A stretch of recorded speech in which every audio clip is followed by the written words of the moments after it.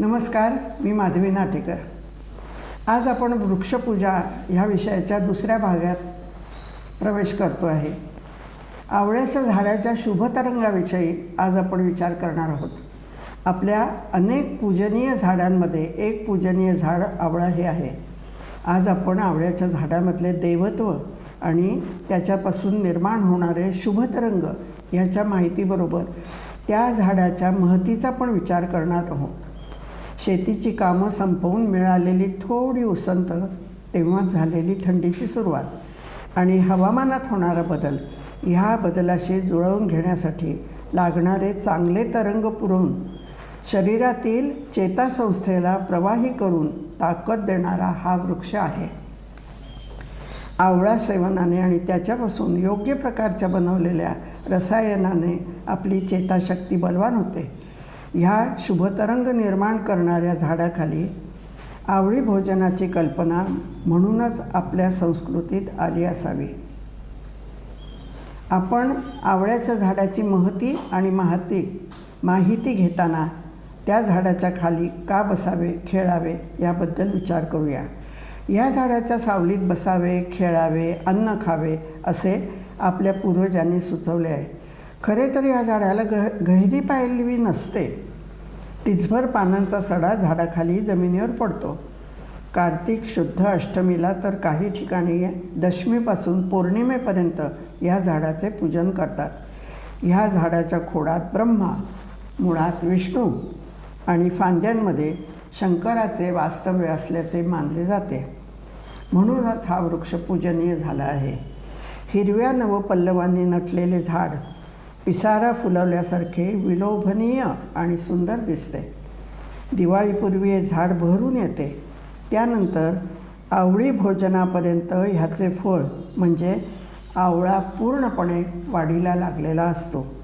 पानांच्या टोकाच्या कोवळ्या गुलाबी पानांमुळे उठावदार दिसणारे झाड इतके गुणसंपन्न आहे हे आमच्या घरातल्या स्त्रियांना म्हणजे माझ्या आजीला, चुलत आजीला, आईला माहीत असावे. म्हणूनच तिथे आवळी भोजन होत असे. ह्या पूजन आणि भोजन निमित्ताने माहिती गोळा करताना बालपणीच्या आठवणीत मनात गर्दी करत आहेत. ह्या आठवणीतूनच मी तुम्हाला त्या काळात कशी जगले, तेव्हा त्यावेळची रीतभात, जीवन पद्धत कशी होती हे आपल्यापर्यंत पोचवावे ही माझी मनोमन इच्छा आहे. आत्ताच्या पिढीला या गोष्टी बघायला किंवा जगायला तर मिळणार नाहीतच, पण एक इतिहासातील नोंद म्हणून ऐकायला तरी मिळू दे ही माझी मनोकामना आहे. विदर्भाच्या अकोल्यातल्या गावात जठारपेठेतल्या रस्त्याच्या दुतर्फा असणाऱ्या घरांची आवारं प्रत्येकी 1 एकरी होती. तिथे राहणाऱ्या उच्चवर्गीय ब्राह्मणांची राहणी एकाच प्रकारची होती. मोठे आवार, देवपूजेला लागणारी सर्व प्रकारची फुलं प्रत्येक घरात होती. सर्वसाधारण 15-20 मंडळींचे कुटुंब, घरात काका, काकी, चुलते, मामा, मामी, आत्या, आतोबा असे कायमच भेटीचे होते. अशा एकत्र कुटुंबासाठी असणारे घर पण तसेच विशाल हृदयाचे. आमच्या घराच्या पुढच्या भागात जाई, जुई, चमेली, मोगरा, कुंद अशी सुगंधित फुलांची झाडं होती. बांबूच्या कमानीवर वेल चढवले होते. घराच्या मागच्या शेतात अनेक पालेभाज्या आणि फळभाज्या होत्या. शेवगा, जास्वंद, प्राजक्त, कांचन ह्या झाडांबरोबर आंबा आणि एक आवळ्याचे झाड पण होते. आज माझ्या वयाच्या 80व्या वर्षी हे सर्व आठवल्यानंतर लक्षात येते की ते आवळ्याचे झाड घराच्या उत्तरेलाच होते.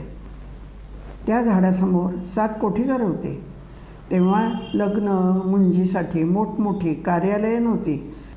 अंगणात घरासमोरच्या मांडवात लग्न लागायचे. आचारी घरात लग्नाचा 500 लोकांचा स्वयंपाक करायचा. त्यासाठी लागणारी पातेली, पिंप, हांडे घरातल्या एका कोठीघरात होते. 150 पाट पंक्तीसाठी, लोड तक्के बिछायत पाहुण्यांसाठी. आजोबा मामाच्या घरी जमलेली 20-25 बच्चे कंपनींच्या खाण्यापिण्याची व्यवस्था. दुसऱ्या कोठीघरात वर्षाचे साठवलेले धान्य 5 फूट उंच लोखंडी पिंपात भरलेले होते. बाबा गाडी, लाकडी हत्ती, घोडा, 1 पायाचे स्कूटर ह्या खेळण्यांचे एक कोठीघर पण होते. घरात गॅस नव्हता, म्हणजे गॅसची गोष्ट अग्नीसाठी वापरू शकते हेच माहीत नव्हते. तेव्हा गिझरच्या ऐवजी चूल आणि वेगवेगळ्या प्रकारच्या बंबात आंघोळीचे पाणी गरम व्हायचे. स्वयंपाकाच्या अनेक आकाराच्या स्वयंपाकघरातल्या चुलींसाठी जळण लागायचे. लवकर अग्नी पेटवण्यासाठी गोवऱ्या असायच्या. वर्षासाठी या गोष्टी साठवण्याचे कोठीघर म्हणजेच एक खोली होती. घरातल्या लग्नातला स्वयंपाक पण चुलीवरच शिजायचा. शेवया, कुरडया, पापड, पापड्या, सांडगे मोठमोठ्या पत्र्याच्या डब्यात भरून उंच भिंतीवरच्या फळीवर ठेवलेले होते. ते सोवळ्याचे असायचे. याला आजीशिवाय कोणी हात लावायचा नाही. त्या शेजारी 2 फूट उंचीच्या बरणीत लोणची, मोरंबे हे सर्व भरलेले असायचे. हे सर्व वर्णन मी सांगत असताना पुढच्या पिढीला यातलं काहीही माहीत असण्याची शक्यता नाही याची मला कल्पना आहे. सोवळं म्हणजे काय, आजीला हात लावायचा नाही म्हणजे काय वगैरे गोष्टी तुम्हाला कळणंच शक्य नाही आहे. मी माझ्या प्रकारे प्रयत्न करून तुम्हाला सांगायचा विचार केला आहे. गॅस नव्हता म्हणजे काय हे तुम्हाला कळू शकणार नाही. चुलींचे आकार किती होते आणि त्या चुली घरात आई बनवत कसे होते हे खरं म्हणजे सर्वच वर्णन खूप सांगण्यासारखे आहे. पण आपल्याला इथे आज थांबायला हवे. ह्या आवळ्याच्या झाडासमोरच्या कोठीघराच्या भिंतीला लागून माझे दिवाळीचे घरकुल होते. त्याची माहिती आपण ऐकणार आहोत पुढच्या भागात. तोपर्यंत शुभराजनी.